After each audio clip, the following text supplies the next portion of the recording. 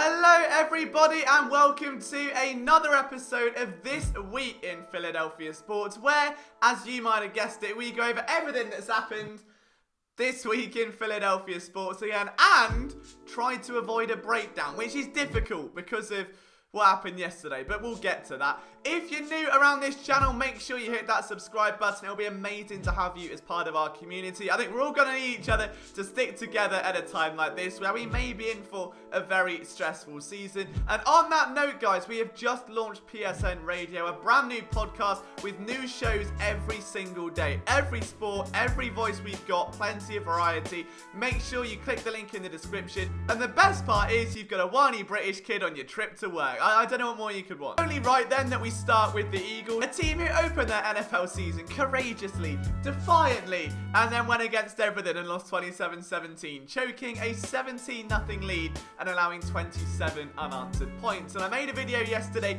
discussing that and where I think the responsibility lies, because there is certainly a lot of it from the offensive line to the quarterback to the coach. But upon watching the game again, I think we've got to talk about something, and it's something that may piss a lot of people off. It's something not a lot of you will like. So before we get to that, we've got to warm you up a little bit, you know, you've got to make sure you're ready for the tough stuff. So earlier today, the Eagles found out they've got an injury crisis.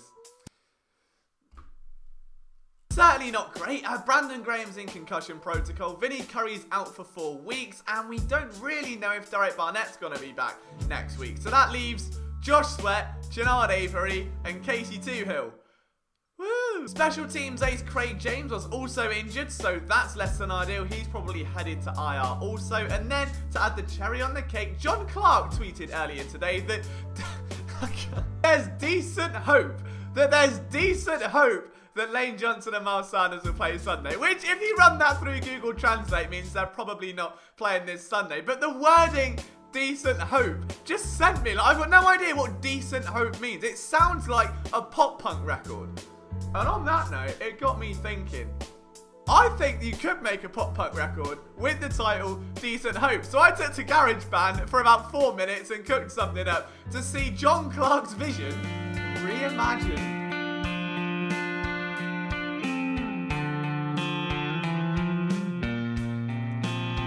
I have got decent hope that I get back with my ex. Will it be tomorrow? I don't know. Will she text? I just can't let it go. It's been the life of me, be the death of me, don't you know? Decent hope fills my heart. You say take it slow. Are you running back to me? Are we meant to be? I don't know. Decent hope fills my heart on the radio. Yeah, sorry about that. The good news is, though, I think the Eagles are in a desperate spot just yet when it comes to cluster injuries. If you look across the depth chart, you've got Joe Osman currently on the practice squad, who had a great summer against Jordan Mailata. He may well be a starting tackle in weeks to come. But until that time, I think it's good to know that Osman's still there. And it's also worth noting that Malik Jackson can play at defensive end as well. He can play the 3-tech or the 5-tech. I think the Eagles will be very comfortable moving him outside. You're probably going to see T.Y. McGill promoted again. He had a great game for an Eagles debut. Just came in, made a great sack along with the help of Vinny Curry. I think he'll be at the bottom of that depth chart. Look for Hassan Ridgway to obviously get a bump up as well. But for defensive end, you can go into a game with Josh Sweat as your lead guy. Either Jannard Avery, Joe Osman, Casey Toohill, Malik Jackson, any of those guys filling it out. Not the end of the world, not brilliant, but certainly could be worse. You wouldn't be surprised to see them look elsewhere for some reinforcement. But onto the juicy stuff. Okay, so Carson Wentz sucked on Sunday. Let's not beat around the bush. He was terrible. And I'd like to just say one thing. I love Carson Wentz. I think all of us love Carson Wentz. But just like any happy relationship, not that I would know, or marriage, you know, there are going to be certain things about your significant other that you don't like. Maybe they listen to music that you hate, or their favourite show really grates on you, but you don't break up with them because of it. So while I'm going to criticise Carson Wentz, I'm not saying any hot takery of start Jalen Hurts or trade this guy or trade that guy and get rid of Wentz. Not at all. But we have to acknowledge that I think there is a very significant problem with this coaching staff, because Carson Wentz has had the same problems since about 2017. I mean, even when he came out of college, he went on Gruden's QB camp, and the one thing Gruden really wanted to push at him was being a two-handed monster and securing that ball high and tight close to your body so defenders can't swat it down and get it away. All comes down to ball security, and Carson Wentz still, at this point in his career, after that contract, has as much ball security as I have luck in the DMs. It is absolutely atrocious. He has 50 fumbles through 57 games, which is terrible. And the worst part is, it's not like they're all coming when the ball's back here and an edge rusher gets a lucky arm in.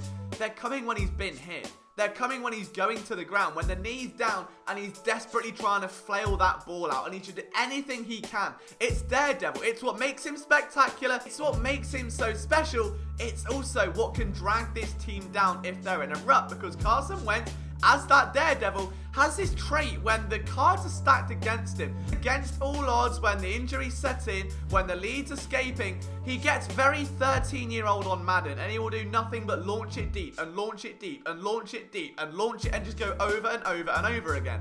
That's fine. He's not the most accurate quarterback in the world. I understand that he's a gunslinger, he's got the arm to do it. He's certainly not the most accurate. So when you've got someone that is being ultra aggressive, prone to making a few mistakes under pressure in the pocket, and then doing that, recipe for disaster. And it's on the coaching staff to A, adjust the playbook, adjust the game plan to get him into situations where he can work with space and make the easier high percentage throws. Like, look at the end of last season. It was play action, but they were rollouts. They're getting him outside the pocket, into open space, trying to fool defenders, hold a safety down, get someone like Greg Ward in a position to make a play. Why they weren't doing that, why Wentz was a statue in the pocket, constantly having to evade pressure, constantly having to be Houdini, I will never know. But it's also on Doug Peterson and Press Taylor to say, Carson, don't do that. If that play's dead, don't throw the ball. Take the incompletion. Don't take the sack. Get rid of it. Do whatever it takes to make him more conservative.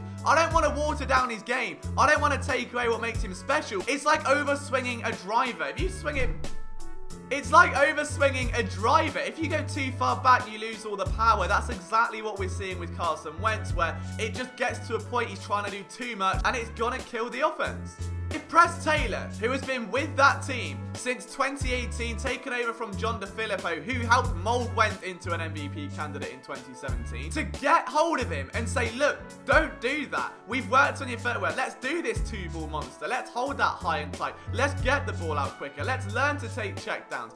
Do anything possible to stop him being sporadic, because in big games, and the three that stand out, yesterday, Saints 2018, Pats 2019, he does this weird thing where he tries to do too much, and it's like he gets frustrated with himself, frustrated with the situation, and just over-tries and overexerts, and it hurts the team.